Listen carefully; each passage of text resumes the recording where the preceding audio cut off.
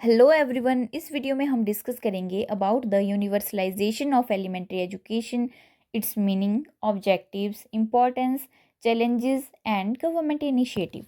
तो आइए मैं आपको एक ब्रीफ इंट्रोडक्शन दे देती हूँ। इंडिपेंडेंस से पहले क्या था, जो हमारी एजुकेशन थी that was colonial in nature. लेकिन आफ्टर इंडिपेंडेंस जब हमारा कॉन्स्टिट्यूशन बनाया गया तो उसमें एक आर्टिकल ऐड किया गया, आर्टिकल 45, जिसका मीनिंग है कि जो फ्री एंड कंपल्सरी एजुकेशन है for all children until they complete the age of 14 year. सभी लोगों को, सभी बच्चों को हमने क्या करना है, फ्री और कंपल्सरी एजुकेशन देनी है जब तक उनकी एज कंप्लीट नहीं हो जाती है 14 ईयर्स। और फिर क्या हुआ, धीरे धीरे हमारी गवर्नमेंट और इनिशिएटिव लेके आई ताकि एलिमेंट्री एजुकेशन जो है उसको यूनिवर्सलाइज किया जाए। और उसी के चलते 2002 में हमारी गवर्नमेंट लेके आई 86th amendment act, which made education a fundamental right for children between the age of 6 to 14 by inserting Article 21 and 11th fundamental duty। तो जब जो है 86th अमेंडमेंट एक्ट 2002 आया, इसने एजुकेशन को क्या किया, एक फंडामेंटल राइट बना दिया under article 21A। Article 21A बोलता है right to free and compulsory education guarantee करता है ये बच्चों को up to the age of 14 years. और इसी जो अमेंडमेंट ने क्या किया, एक 11th फंडामेंटल ड्यूटी भी हमारे फंडामेंटल ड्यूटीज़ में ऐड कर दी।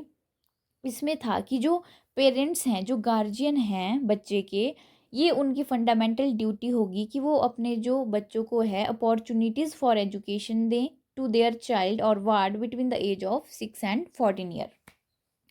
सो that's all about its introduction. अब हम पढ़ेंगे इसका मीनिंग। आखिर यूनिवर्सलाइजेशन ऑफ एलिमेंट्री एजुकेशन होता क्या है। Universalization of elementary education means ensuring that every child regardless of background receive free, compulsory and quality education। हर एक बच्चे को जो है क्या होना चाहिए, फ्री एजुकेशन मिलनी चाहिए और कंपलसरी एजुकेशन मिलनी चाहिए और क्वालिटी एजुकेशन दी जानी चाहिए regardless of background. This concept is rooted in the belief that education is a fundamental human right and a critical tool for personal and societal development। Education जो क्या है, हमारा human right है, fundamental right हमारा है, और ये critical tool है जो हमारी personal और societal development में help करता है। This goal is enshrined in Article 21 of the Constitution, which guarantee free and compulsory education। Right to Education Act further reinforce this by making it a legal obligation for the state to provide such education। जो हमारा right to education 2009 है, इसने further जो है इस गोल को strengthen किया और इसने गवर्नमेंट के ऊपर एक लीगल ऑब्लिगेशन बना दी कि प्रोवाइड की जानी चाहिए एलिमेंट्री एजुकेशन। तो आखिर elementary education, universalization of elementary education जो है, इसके ऑब्जेक्टिव्स क्या थे। तो फर्स्ट ऑब्जेक्टिव जो था इसका, वो था यूनिवर्सल एक्सेस। यूनिवर्सल एक्सेस का मतलब है कि जितने भी बच्चे हैं उन सभी को जो है एजुकेशन प्रोवाइड किए जाए, ताकि उनके मतलब जो स्कूल है उनके घर के एक रीजनेबल डिस्टेंस, जिसको हम वॉकिंग डिस्टेंस बोलते हैं, उसमें उनको स्कूल और इंफ्रा जो है दिया जाए, ताकि बच्चों का ड्रॉप आउट रेट कम हो और बच्चे जो है स्कूल जाएं। प्राइमरी स्कूल 1 किलोमीटर के एरिया में और जो मिडिल स्कूल है वो 3 किलोमीटर के एरिया में होना ही चाहिए। सेकंड ऑब्जेक्टिव इसका था यूनिवर्सल एनरोलमेंट, ताकि जो सभी बच्चे जो हैं वो एनरोल हो सकें। और इसके लिए क्या किया जाना चाहिए, इसके लिए पेरेंट्स को भी एनकरेज करना चाहिए कि उनको अपने बच्चों को क्या भेजना चाहिए, स्कूल भेजना चाहिए। और थर्ड ऑब्जेक्टिव इसका था यूनिवर्सल रिटेंशन एंड कंप्लीशन। क्योंकि क्या होता था, जो बच्चे हैं वो एनरोल तो कर लेते थे लेकिन वो रिटेन नहीं कर पाते थे due to a lot of reasons. लेकिन इसमें बात की गई कि children must complete elementary education. अगर एक बार आपने जो है आप एनरोल हो गए हैं तो आपकी एलिमेंट्री एजुकेशन जो है वो कंप्लीट होनी चाहिए। और उसके लिए गवर्नमेंट ने क्या किया, बच्चों को फ्री यूनिफॉर्म्स दी गई, बच्चों को टेक्स्ट बुक दी गई, मिड डे मील जो है वो भी इसीलिए चलाया गया ताकि बच्चे जो है स्कूल की तरफ अट्रैक्ट हों और जो है स्कूल आए। क्योंकि क्या होता था, अगर बच्चे जो है बच्चे रिटेन नहीं कर पा रहे हैं स्कूल में, आफ्टर एनरोलमेंट वो ड्रॉप आउट ले ले रहे हैं। तो इससे क्या हो जाता है, एक स्टेग्नेशन आ जाती थी और वेस्टेज हो जाती थी। जो गवर्नमेंट ने उस बच्चे पे खर्चा किया था, उस बच्चे पे खर्चा किया था, वो क्या हो जाता था, वो वेस्ट चला जाता था। So these were objective of universalization of elementary education. अब हम पढ़ेंगे इसकी इंपॉर्टेंस क्या थी। तो जब इसने क्या किया, इसने प्रमोट किया लिटरेसी को एंड न्यूमरेसी को, एनकरेज किया सोशल इंटीग्रेशन को। जब सभी बच्चे जो है स्कूल में जाएंगे, डिफरेंट सोशियो इकोनॉमिक बैकग्राउंड के बच्चे एक ही स्कूल में पढ़ेंगे, तो उससे क्या होता है, सोशल इंटीग्रेशन होती है। Equip children with critical thinking and problem solving skill. जब आप बच्चे स्कूल जाते हैं तो उनकी क्रिटिकल थिंकिंग जो है वो इम्प्रूव होती है और प्रॉब्लम सॉल्विंग स्किल्स बढ़ जाती हैं। Contribute in economic growth, creating skilled workforce. जब बच्चे पढ़ेंगे तो हम क्या कर सकते हैं, एक स्किल्ड वर्कफोर्स जो है क्रिएट कर सकते हैं, और ये जो स्किल्ड वर्कफोर्स है ये हमारे नेशन की जीडीपी को बढ़ाने में अपने नेशन को कंट्रीब्यूट करेंगे। अब हम देखते हैं challenges in achieving universalization of elementary education. Inadequate infrastructure.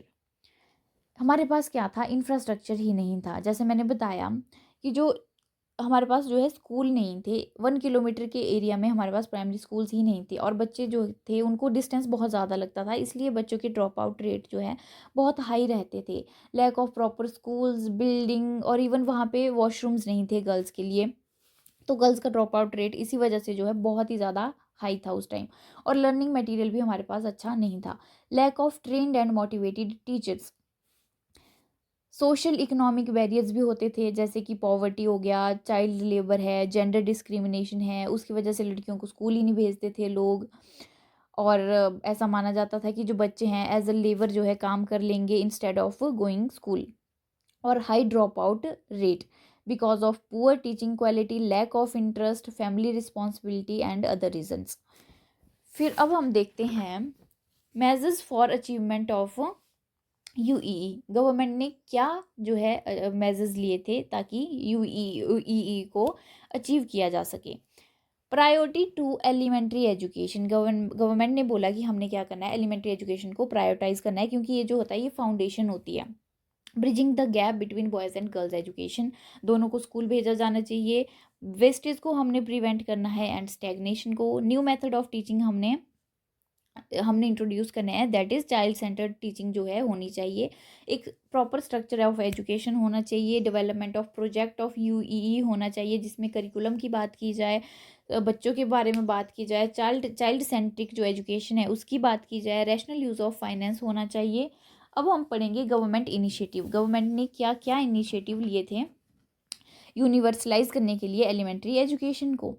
तो सबसे पहले आता है हमारा कि ऑपरेशन ब्लैक बोर्ड जो है 1987 में चलाया गया, जिसका एम और जिसका मोटिव यही था कि बच्चे जो हैं, बच्चों को स्कूल आएँ और उनको पढ़ाई जो है एजुकेशन एक अट्रैक्टिव लगे, मतलब अट्रैक्टिव तरीके से वो उसको देखें, इसलिए ऑपरेशन ब्लैक बोर्ड चलाया गया। उसके बाद सर्व शिक्षा अभियान 2001 में आया, जिसका एम था कि यूनिवर्सलाइज किया जाए एलिमेंट्री एजुकेशन को through community ownership and decentralized planning. Panchayati Raj institution और जो हमारी लोकल कम्युनिटीज़ हैं उनको भी इसमें इवॉल्व किया जाए। फिर हमारे पास मिड डे मील प्रोग्राम चलाया गया 1995 में, जिसमें फ्री लंचेस दिए गए स्टूडेंट्स को टू इम्प्रूव अटेंडेंस, ताकि उनकी इम्प्रूव हो, बच्चे स्कूल आएँ और उनका न्यूट्रिशन लेवल भी इंक्रीज़ हो। राइट टू एजुकेशन हमारी गवर्नमेंट लेके आती है 2009 में, जिसने क्या किया, एजुकेशन को एक लीगल राइट बनाया। नेशनल लिटरेसी मिशन है, जिसमें था कि प्री प्राइमरी से लेकर 12 तक जो है बच्चों को एजुकेशन दी जानी चाहिए। समग्र शिक्षा अभियान 2018 में आया, जिसके इंटीग्रेटेड स्कीम थी for school education from pre primary to class 12। और फिर हमारे पास जितनी भी हमारी नेशनल एजुकेशन पॉलिसीज़ अब तक आई, 1964, 1986, 2020, इन सभी में गवर्नमेंट ने बात की गई थी यूनिवर्सलाइजेशन ऑफ एलिमेंट्री एजुकेशन की। और आज भी हमारी गवर्नमेंट बहुत सारे स्टेप्स लेती है ताकि जो है एजुकेशन को एक टूल की तरह यूज़ किया जाए, और वो बच्चों की सोशल, इंटेलेक्चुअल, फिजिकल, मेंटल और एक होलिस्टिक डेवलपमेंट में जो है हेल्पफुल हो। So that's all about this topic. Thank you so much for watching video.